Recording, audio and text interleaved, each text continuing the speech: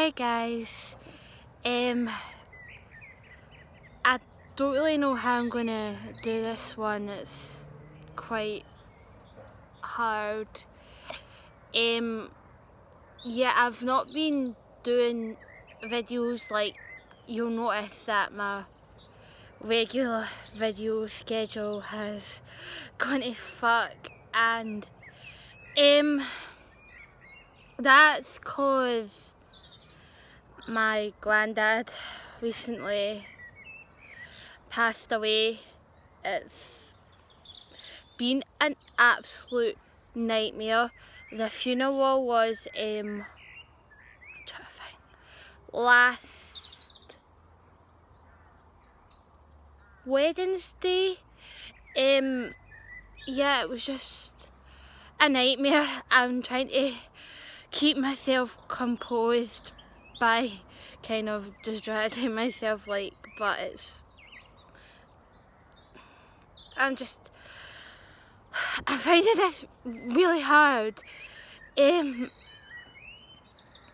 So yeah,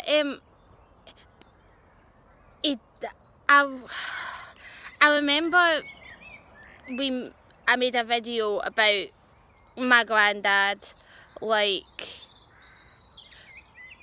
I think it was maybe around a year ago, and it was basically that my granddad was in the hospital and that he was really sick.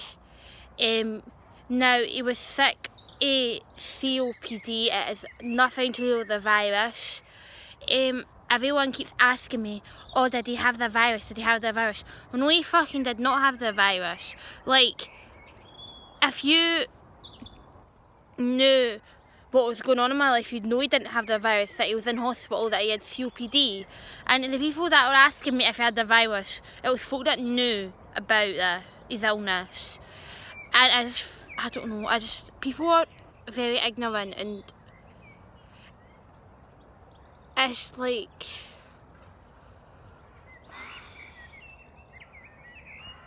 shit. Like, they knew that he was ill, and they just automatically assumed it was a virus, even though he was ill long before, like, the virus came out. And like, it's so hard. Yeah, so the funeral was last week. That it was really hard because we couldn't even have like a proper memorial thing.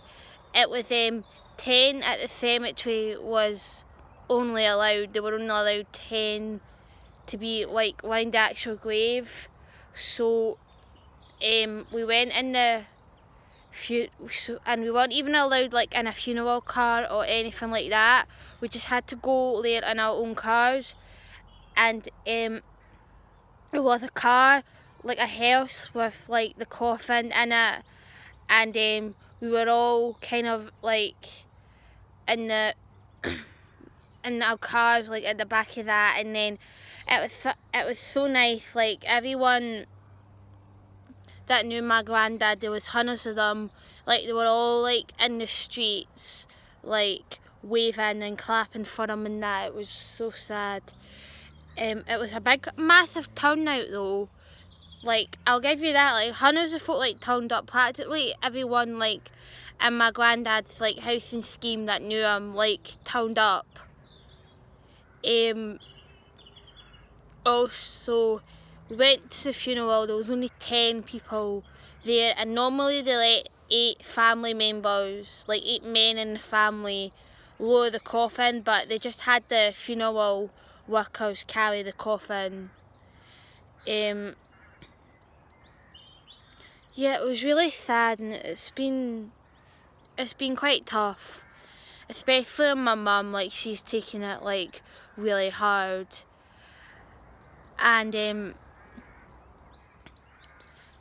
well, what actually really happened was, like, my granddad, when he came out of the hospital, he was put on oxygen, and he was in oxygen on the house, and people were saying it was a medical miracle because they didn't even think that he was going to get out of the hospital. He was just going to stay there till he died, but he was able to get well enough to get out, but he was still very ill.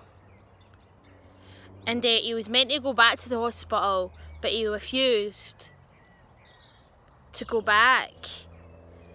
So he just stayed at home, and he had like his oxygen at home, and then he had nurses coming in and out to look after him.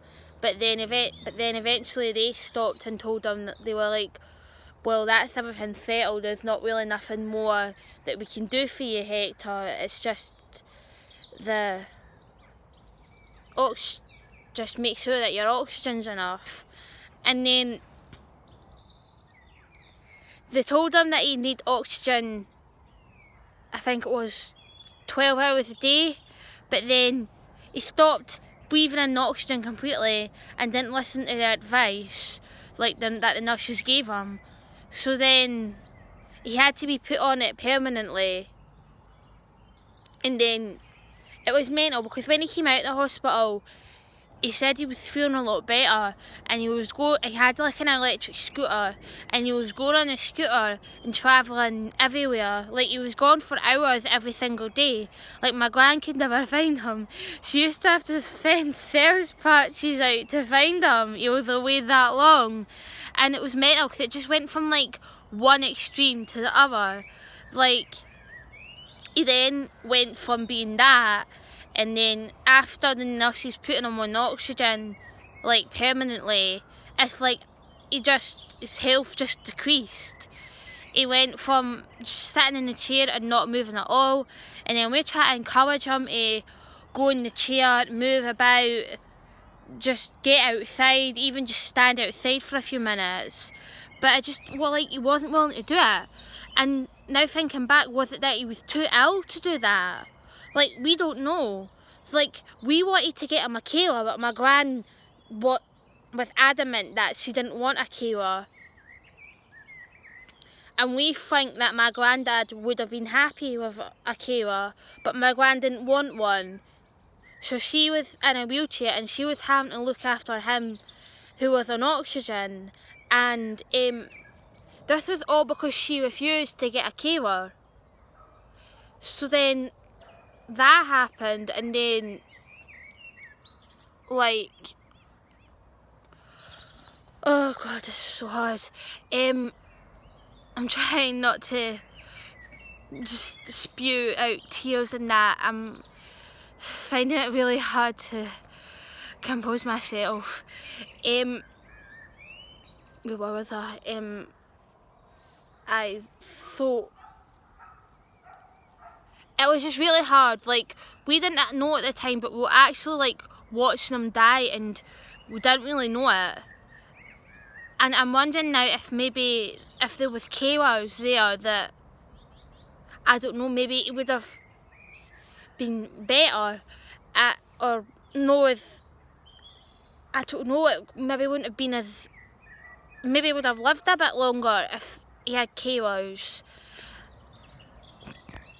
And then this virus thing came out, and we were told that we had to stay away from him, and we couldn't get in the house because of his illness and the social distancing and that. So we were going to see him, but we couldn't go into the house. And I think because he wasn't getting any visitors as well, that was making him feel really upset and depressed. And I'm wondering maybe if he even had a carer going in and looking after him, at least that would have been a visitor. And maybe that would have kept him alive for a bit longer. But because he wasn't getting any visitors and no one was coming to visit him, I'm maybe thinking that made him depressed, and maybe that gave him like less of a thingy to live.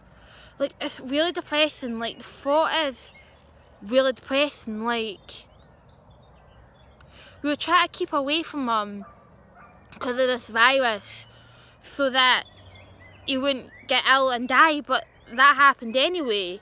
And it makes you think maybe we should have just went fuck it and went in and visited them anyway. And it turns out we've not even got the virus, because me and my mum got tested the other day there and it came up like negative for the virus. So we didn't even have it. Well, at least me and my mum didn't have it. I couldn't say that for the rest of our family. But it's clear to say I don't have the virus. I got tested, it came up negative. So... oh, we probably could have went in and seen them. But then, you never know, we could get the virus, like, later on.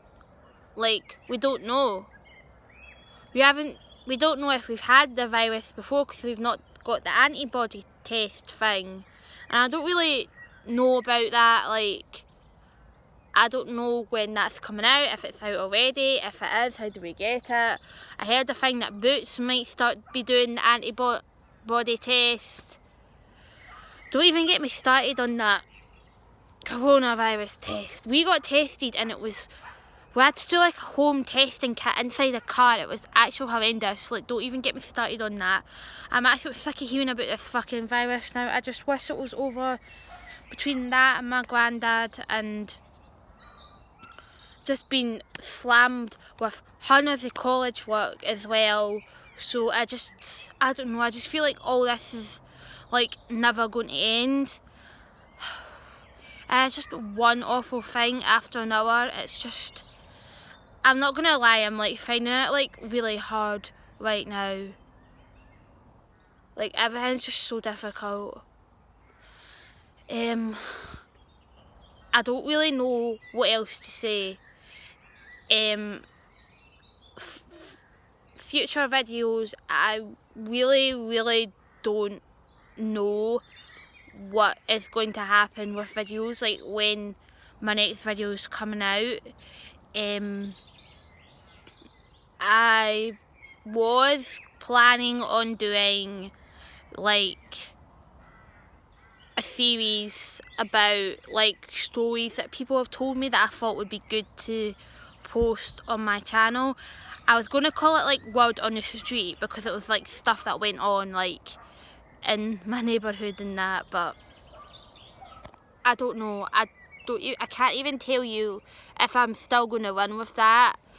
I don't know when my next video is going to be, because there's so much stuff is like going on right now in my life. It's just chaos. It's absolute chaos. Like, I don't even know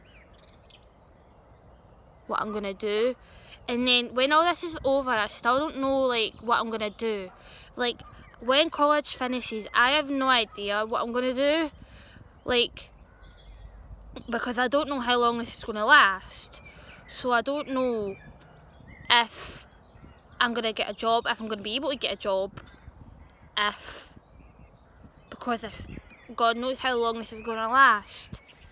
And it's just, there's a lot of uncertainty for the future ahead, and it's just, the answer is I don't know. I've not got a clue.